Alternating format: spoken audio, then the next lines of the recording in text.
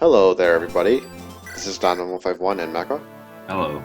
and you're watching Chapter 3 of my Fire Emblem 6 hard mode, the 0% Gross playthrough. So the first thing I want to ask is, what is up with this formation? It's really bad. The game predetermined it. This is not the work of me or Dun. We would never put Merlinus in front, or Volt, or put Marcus and Deke in the back. This is really terrible. And that means we have to readjust everything to make sure that our weakest units are protected. Among those are Alan, who gets 1 KO for everything and cannot counter. There's Volt, who cannot counter. And then there's also our new unit, Chad, the thief over there, who is about to get attacked by an enemy soldier or an archer, I don't even care. And what this means is Chad is very weak. He has very weak defenses, very weak attack. He just sucks all around. All he can really do is thief duty. He can steal stuff from enemies. He can open chests using a lockpick, but he can't really do much else. He does have 6 moves though, so that's nice. For those of you unfamiliar with how Fire Emblem works, thieves are pretty much the only class of unit that can do these sorts of duties. In this game, some of these duties aren't as important. Like, for example, opening chests and opening doors are not usually thief exclusive. They are the only class that can use a lockpick, but in this game there exist items such as chest keys and door keys that allow any random unit to open a chest or a door. More important is the stealing, and in this game we can only steal items like vulneraries, for example, and thief stealing is going to come in very much handy later on in the game because that's the only way that we can obtain a handful of somewhat valuable items that we need to sell later on.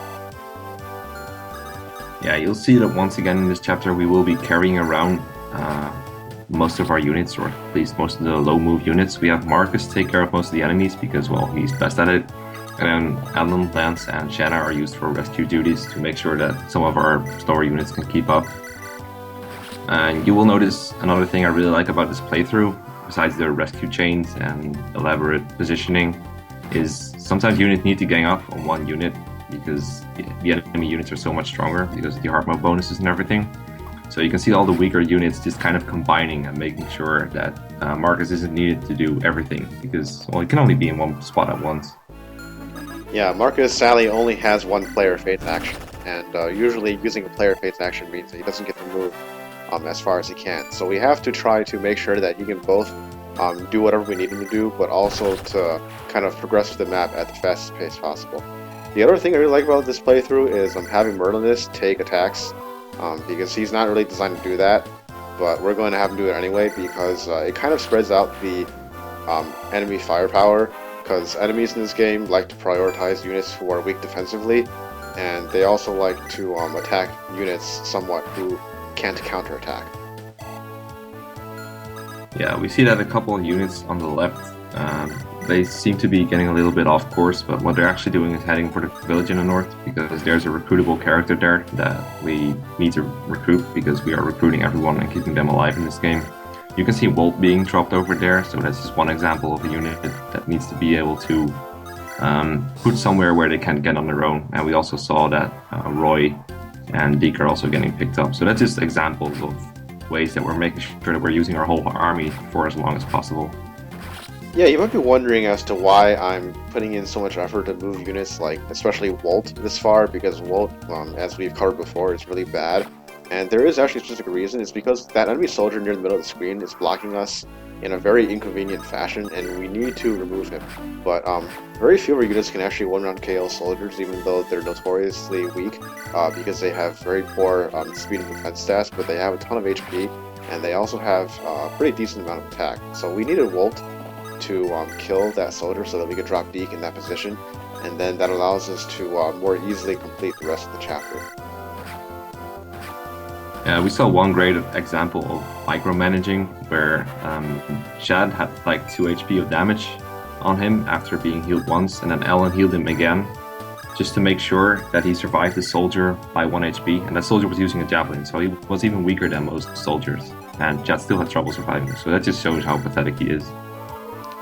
The positioning of Marcus here for this enemy phase is very important. You can see 2 enemy cavaliers over on the right hand side of the screen. And Marcus is a Silver Lance equipped for this enemy phase because he needs Silver Lance in order to one-round KO the Cavaliers. He doesn't have enough attack otherwise. But the reason why this is so important is because the remaining Cavalier right now has a Javelin, but that Cavalier can only attack Marcus from one range after that fighter occupied the two range space. So in this case, Marcus is actually able to get rid of both Cavaliers, and we only need to one-round KO that enemy fighter with Deke in order to get access to the throne room. I should point out quickly that there's a couple of chests all the way down there in the screen, but we don't have time to get them because there's no way we can get Chet over there in time. So they'll just sit there for the rest of their boring lives. It's a bit too bad that we can't get the chests, because one of those chests contains an item called the Halberd. It's an item that has effective damage against units on horseback, and in the next chapter, you'll see why we would have really liked to have that.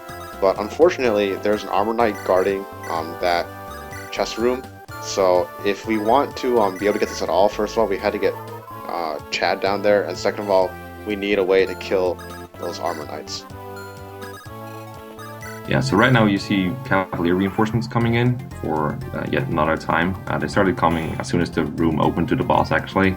So it's actually physically impossible to finish the map any earlier, even if you were like walk across the screen one turn. And we see Merlin has died just right now, but it's okay because he comes back when he dies. Yes, he's the only unit who comes back after being killed. So Merlin is actually very, very OP in that sense. We're pretty much ready to face a boss. Before that, we're going to have Chad recruit Lou. Lou is a mage. He's the first magic user that we have, the first offensive magic user that we have. And stat-wise, he's pretty bad, but because magic fulfills like a special niche in that he can attack from both one range and two range, he's one of the few units that can attack safely and can do a decent amount of chip damage. Yeah, so we see this boss skill is very hard to fashion because you've had like 3 different units in that one spot in front of him. Yeah, but we can 3-hit KO him pretty easily with the Armorslayer. Actually, depending on the random stat generation, that boss may actually be able to be 2-hit KO'd by an Armorslayer with either Deke or Marcus, but it really doesn't matter. Worst case scenario is a 3-hit KO, and we still get it pretty easily anyway. So we're just going to finish up this map by getting an extra heal and getting the men's staff from the village, and Roy seizes. So that's chapter 3 completed in 6 turns. We will see you next time. See ya.